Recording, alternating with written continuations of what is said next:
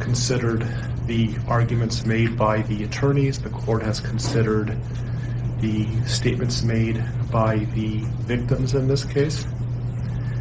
The court's going to find that the plea agreement is fair and reasonable under the circumstances. I want to acknowledge the Rusick family as well as the Watts family that showing mercy on Mr. Watts is understood, and I respect that decision to request that the district attorney not seek the death penalty in this case. And so the court is going to accept this plea bargain under the circumstances. Words that come to mind when I hear the evidence in this case are a senseless crime and the viciousness of the crime. And equally aggravating in this court's determination is the despicable act of disposing of the bodies in the manner in which they were done in this case. I've been a judicial officer now for starting my 17th year, and I could objectively say that this is perhaps the most inhumane and vicious crime that I have handled out of the thousands of cases that I have seen. And nothing less than a maximum sentence would be appropriate, and anything less than the maximum sentence would depreciate the seriousness of this offense. So the court is going to sentence Mr. Watts as follows. With regard to count number 1, murder in the first degree as it relates to Shanann Watts, the court is going to sentence you, sir, to a life sentence in the Colorado Department of Corrections, followed, with no possibility of parole. And that is going to run consecutively to all but counts 3 and 4. With regard to count 2, as it relates to murder in the first degree with Bella, the court is going to sentence you to life in the Colorado Department of Corrections with no possibility of parole. With regard to count number 3, the court is going to sentence you as it relates to Celeste to life in the Colorado Department of Corrections with no possibility of parole. With regard to counts 4 and 5 relating to Bella and Celeste as a different theory of first-degree murder, the court is going to sentence you to life in the Colorado Department of Corrections, and legally those sentences must run concurrently as a different theory of first-degree murder. Recognizing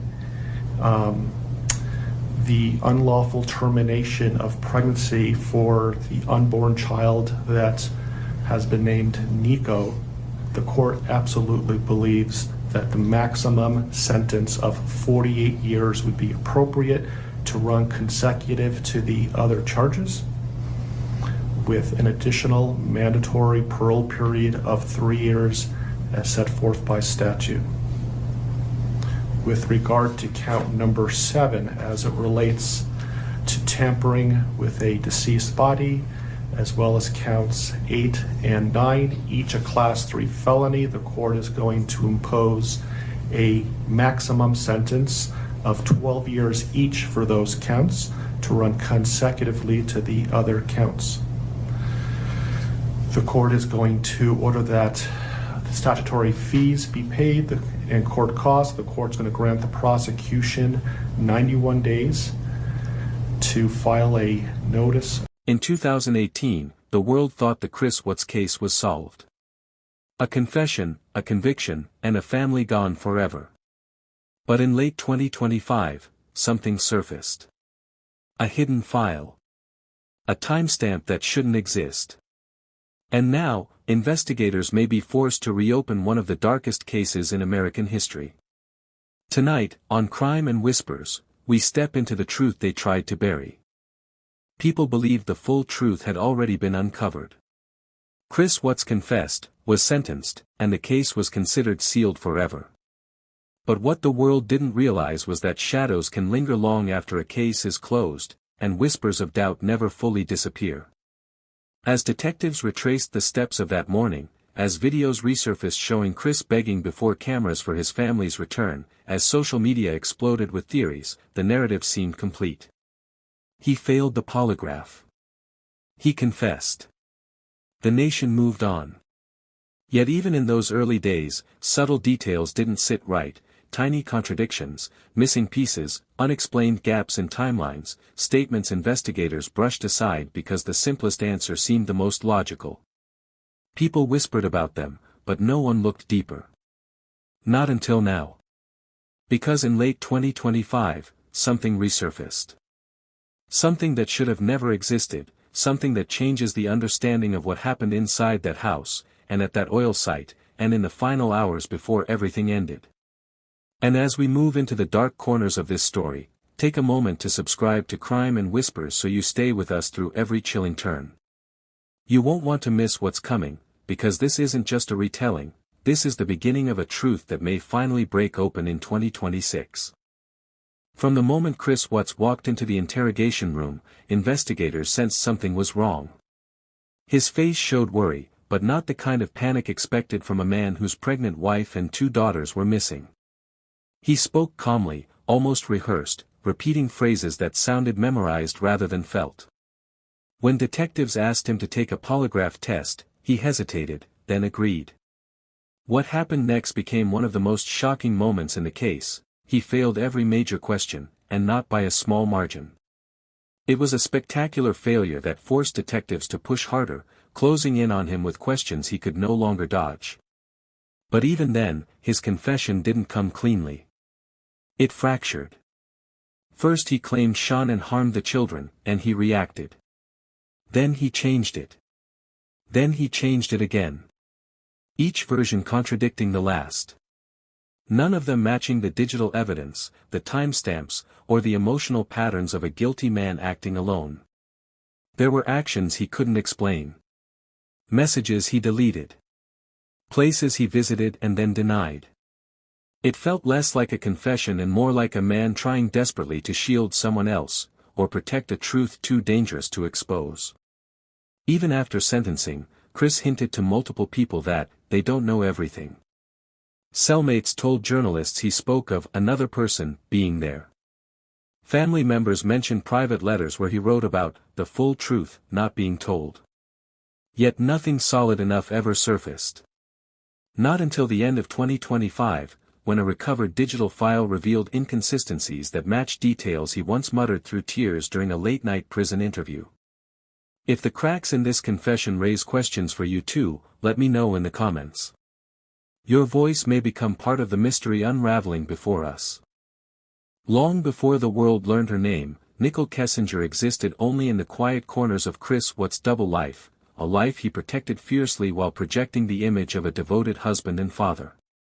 When the affair finally surfaced, it cracked open the facade he had built, exposing motives that investigators rushed to label as the root of everything. Nicole told police she believed Chris was already separating from his wife, that she had no idea of the storm brewing inside his home. But as investigators sifted through phone records, browser histories, and deleted files, there were details that didn't quite line up. Late-night searches on wedding dresses. Romantic getaways. Erased messages. And the sudden attempt to wipe her digital footprint right after the murders, a move that left even seasoned detectives uneasy.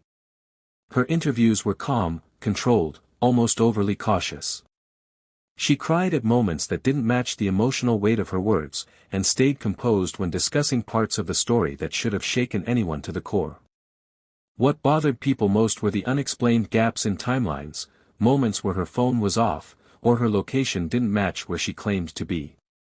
Investigators noted the inconsistencies but never pushed further, maybe because Chris had already confessed, or maybe because the simplest narrative was the one everyone wanted to believe.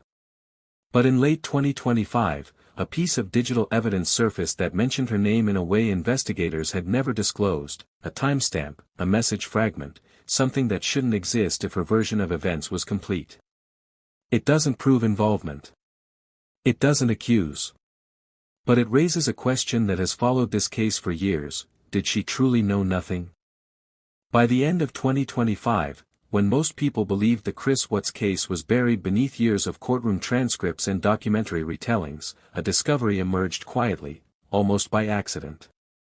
A digital forensics analyst working an unrelated investigation stumbled upon something unusual: an old iCloud backup tied to a device once logged into by someone connected to the Watts case. The file was corrupted, half erased, and hidden in a forgotten sync folder, but one fragment survived. It contained a location ping and a message draft timestamped within a window of time that had always been considered impossible. A message typed, then deleted, at a moment Chris claimed he was already en route to the oil site. A moment when he was supposed to be alone. The analyst reported the find, but it was initially dismissed, until a second fragment surfaced weeks later, this one containing metadata linking it to an unaccounted-for contact. The contents weren't incriminating on their own, but they contradicted the timeline investigators built the case upon. If Chris was at the location the metadata suggested, he couldn't have been performing the actions he described during his so-called final version of events. The discovery didn't prove a second person was physically present, but it strongly suggested his statement was incomplete, possibly deliberately. Behind closed doors, law enforcement sources whispered about sealing the documents again, concerned that reopening the case would ignite a media firestorm. But others argued the truth, however fractured, deserved light. Rumors began circulating among true crime researchers that the evidence pointed to coordinated actions taken after the murders, something Chris never mentioned, and something the original investigation never considered. As 2026 approaches, the weight of the newly uncovered evidence presses against a justice system that once believed the Watts case was immovable, sealed tight with a confession that satisfied the public and silenced further inquiry. But truth has a way of resurfacing, especially when buried under uncertainty. Behind courthouse doors, attorneys quietly review the fragments discovered in late 2025, matching them against overlooked details from the original investigation. Motions are drafted, consultations whispered, and former detectives brought back for off-the-record discussions. Something in the new data contradicts the foundation of Chris's confession, and contradictions, when they align with previously dismissed inconsistencies, can force a case back into the light. Inside the prison where Chris serves his multiple life sentences, he begins speaking in riddles again. Letters to acquaintances include lines about the real story and things they never asked. A recorded phone call captures him saying, if they open it again, everything changes. Whether these words are manipulation, guilt, fear, or truth remains unclear. But what is clear is that the narrative he gave in 2018 may not be the full version he once implied existed. Meanwhile, investigators face pressure from all sides. Families want closure, journalists want answers, and the public, still fascinated years later, wants honesty. The district attorney's office debates whether the new digital evidence merely adds noise or reveals a deeper deception. If the timelines truly don't match, then either Chris lied about key moments, or someone else's actions overlapped with his in ways never explored. As the possibility of reopening the case draws closer, one chilling reality settles in: the Watts murders may not be a simple story of a man who snapped. It may be a tapestry of lies, omissions, and hidden players. Stay with Crime and Whispers by subscribing now, because when the first crack in this case finally breathes,